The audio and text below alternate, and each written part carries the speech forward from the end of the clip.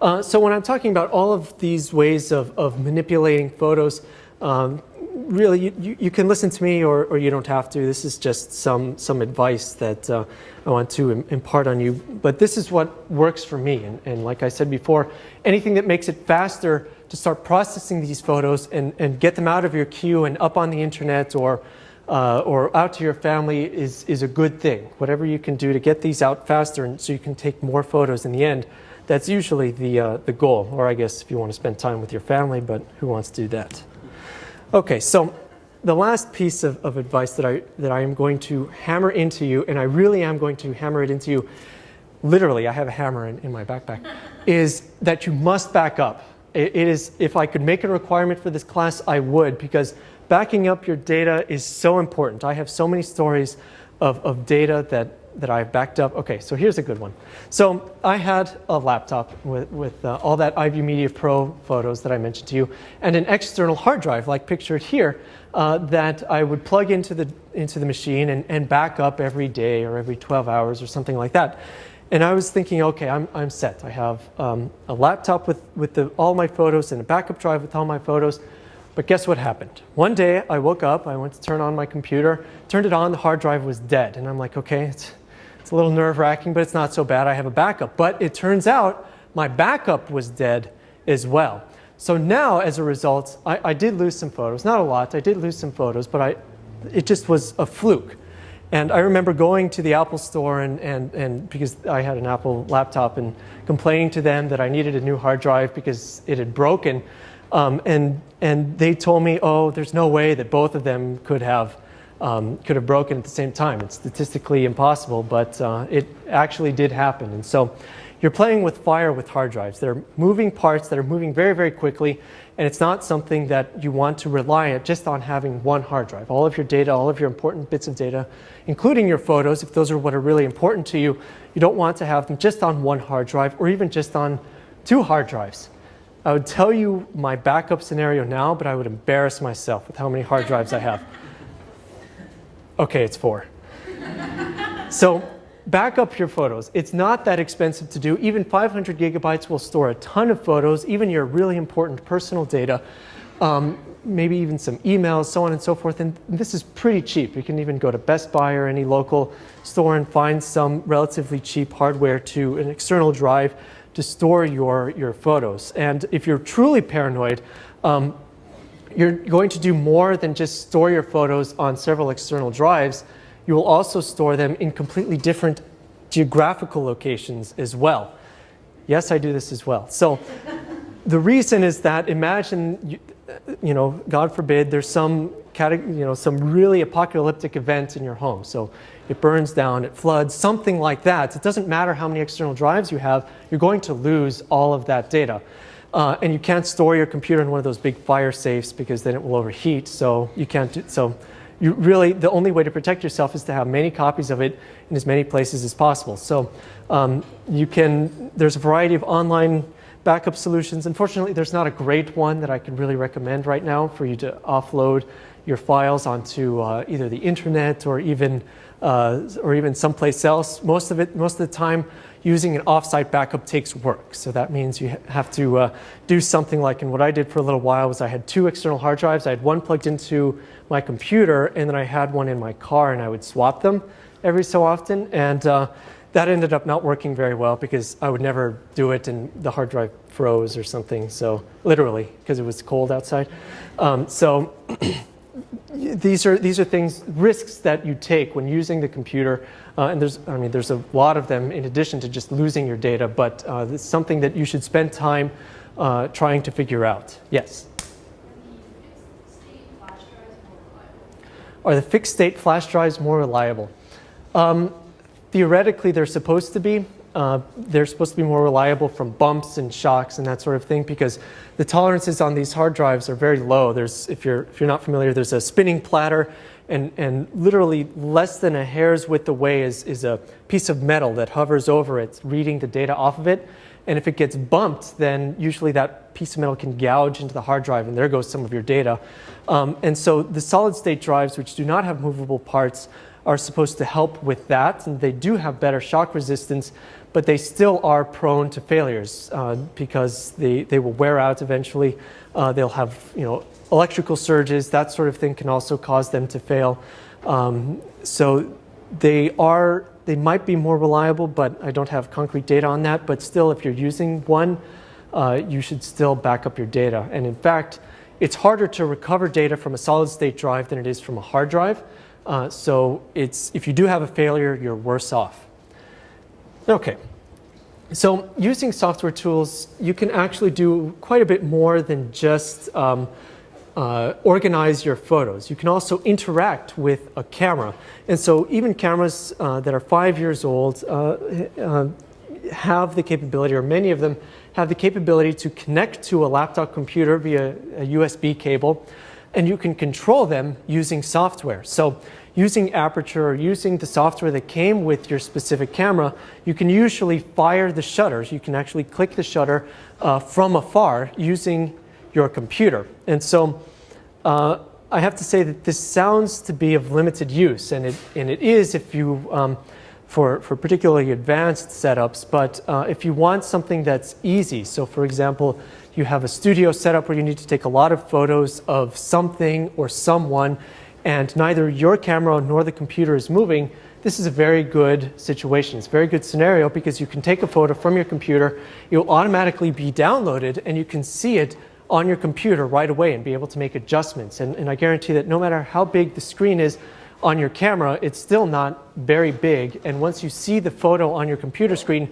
it's going to look a little bit different than it did on your camera. Generally worse, because usually when you see it on a screen this big, you're like, wow, it looks so awesome. You remember chimping? Ooh, ooh, ooh. So usually when you bring it to a computer screen, which is much larger in comparison, then you can actually see what the photo looks like, and you may be disappointed. And so if you can have a live view of that photo just as it was taken, then you'll be able to make modifications to it and be able to retake the photo right away. And in fact, newer cameras even have the capability to display like a video feed of what they see over to the computer, so that you don't even have to take a photo, and it will show you exactly how the photo is framed and how it will look with that light. How it will differ is if you have flash, for example, if you have some strobes that fire and then it alters the light in some way. But still, that can be very useful, especially for taking a look at the focus, how well focused it is, if it's on a macro subject or a variety of things. And as much as I wish that this technology was available cheaply,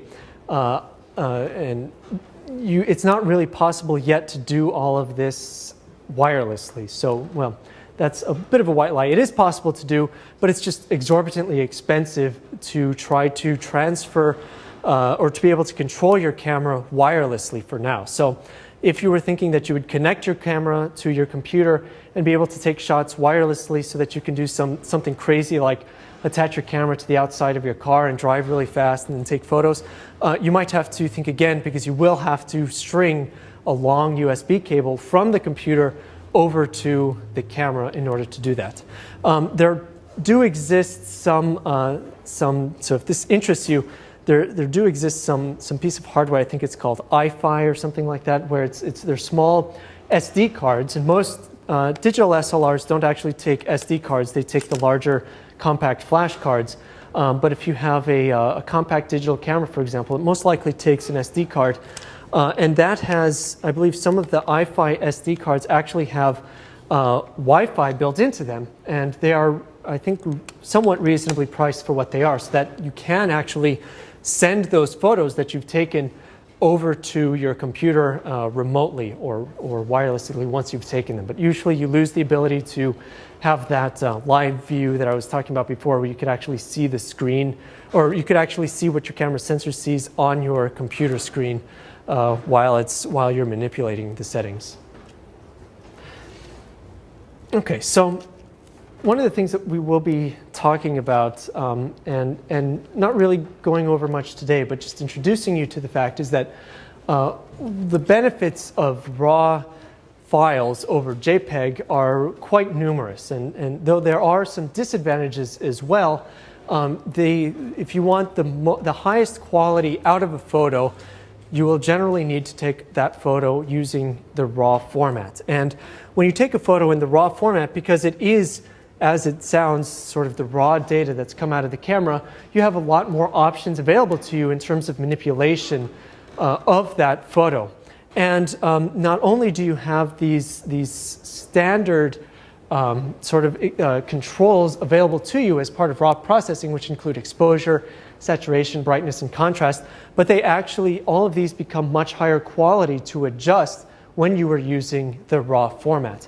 And really, this is meant to be just a teaser, because when we're going over this stuff in future lectures, where right now we're really taking photos in JPEG mode and we don't have to take any in RAW mode, hopefully a lot of this stuff will become apparent. But using the software tools to process photos in RAW is actually, well, it's a mixed bag, because though it does provide you with the best quality output usually, it also takes some additional time for you to be able to process all of these photos. But one of the things that we can do now when we're talking about software tools is resizing and cropping. So this is actually something that you can do. Really, it doesn't matter how you take the photo or with which camera or even what software you use, but most of the time software will allow you to resize or crop the image. And this is a good thing, because most of these images that you take are very, very large. If they're 8 megapixels or 10 megapixels or so on and so forth, we're talking about 3,500 pixels wide by about 2,500 pixels down. And that's larger than just about all of your computer screens, unless you have an abnormally large computer screen just sitting at home.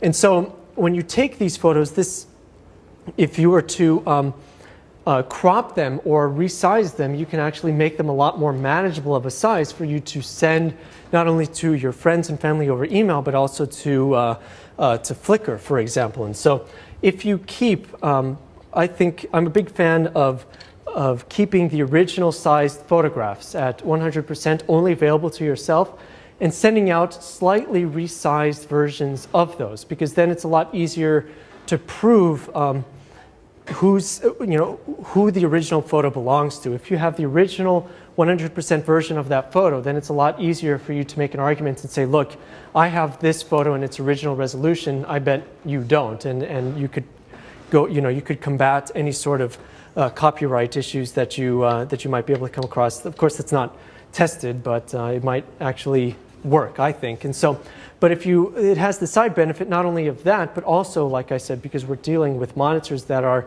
really quite small in size relative to the size of these images, resizing them down to maybe, let's say, 1,000 pixels wide by however tall it is usually a good way to go, because then that photo will still take up a good sizable portion of that user's desktop, may even take up the entire thing depending on the size of their monitor, but you are making it a lot more reasonable. However, when you are cropping a photo, one of the things that you have to be concerned with is how much resolution you have. And so one of the things that we'll be talking about throughout the semester is that you really don't need to concern yourself too much with megapixels. Just about every camera available on the market today has enough megapixels for pretty much whatever you need it to do. But where this does become useful is when you are cropping something, and specifically when you are cropping something a lot. So as you remember from the first lecture, we were talking about these files as being raster files, and what that means are bitmap files, and what that means is they're made up of pixels, or basically a matrix of small dots that have different colors, whose combination in the end makes up the original photo that we see here today. And when you really get down to it and zoom in on one of these photos quite a bit, or if you try to crop it by quite a lot, then part of the problem is that you could start to see some of these individual pixels, and you would get a problem, what we call pixelation. So like what you see here, and I apologize that the contrast is low, I still have to work on the lighting here, but you can see I've zoomed in quite a bit on a particular portion of this image, and you can see the individual blocks on some detail in this image. And well, it's kind of neat to look at. You don't want to do this all the time. So when you're cropping an image, you don't want to crop too much or risk resizing. And in fact, whenever you see some piece of software or anything on TV or in the movies that say enhance, and then magically you can see all of that detail that used to be there in real life but isn't there in the photo, it's a bunch of I can't say what I really think about it, but it is terrible. It's not right. You cannot actually create data where there was none. As you can see from this photo, this is as much data as we have from this particular section of the photograph. And your guess is actually probably better than a computer's as to what this thing is or what the details of this thing actually look like if you were to look at it at a much higher resolution. So resizing, if you're going to resize photos, it's okay to resize photos down to make them smaller, but you have to be really careful when you're resizing photos up and making them bigger, because you are risking pixelation, and no matter how good of a program you are using to resize these photos, you were going to get some weirdness. So if you'll let me use that term, out of a photo when you try to make it larger. You're not going to get additional detail out of it. You're just going to begin getting pixelation. Or good photos, or rather good pieces of software like Photoshop will try to use some tricks to try to make it look a little bit sharper, like make it look like it's gotten a little bit more detail. This doesn't work very well, and it's really only a band-aid for a huge gash in the problem of resizing a photo and making it much larger. So this is especially applicable to compact digital cameras that use digital zooms. So sometimes they have this ridiculous notion. This was very popular, especially a few years ago, where they would say, oh, we have 120x total zoom or something like that. And when you actually got down to it, you saw that it had 4x optical zoom and 80x digital zoom or something like that. And all it is doing, the digital zoom, is literally just resizing the photo to be bigger. It's just making it bigger and cropping it so that the end result is that it has the same number of pixels, but you have much less data, because it is as if you're taking a small portion from the middle of the frame and making it bigger and getting all of that pixelation and losing all of that data that existed before, and you're getting the same size file. It's just a waste for everybody. It's purely a marketing thing. It doesn't help you get any better resolution out of these photos. It doesn't help the camera resolve any additional detail that might have existed in the scene. If you have a camera that has both optical zoom and digital zoom, disable the digital zoom. It's really not doing you any favors, and you can do a higher quality digital zoom if you really want later on your computer. No matter what, the algorithms in your camera just are not as good as the ones that are in good programs such as Photoshop that are available on the computer. So turn off the digital zoom. It's just a waste of your time, and crop later if you really, really want to. And again, megapixels really aren't that important unless you're doing a lot of cropping. If you're doing a lot of cropping, so for example, people who take photos of birds, for example, usually need to get the longest lenses they possibly can, the biggest lenses they possibly can, and to get the most detail they possibly can to be able to crop these photos. And usually that means you will want to have a slightly higher megapixel camera. This comes at a certain expense though, and we'll talk about this throughout the semester, but usually having more megapixels is not always a good thing. So be wary of that when you're buying a digital camera. If you're looking at two and you're leaning towards one because it has slightly higher megapixels, don't worry about it. It really doesn't make that much of a difference. Look at all the other features that come with the camera instead. That is what will make the biggest difference to your photos.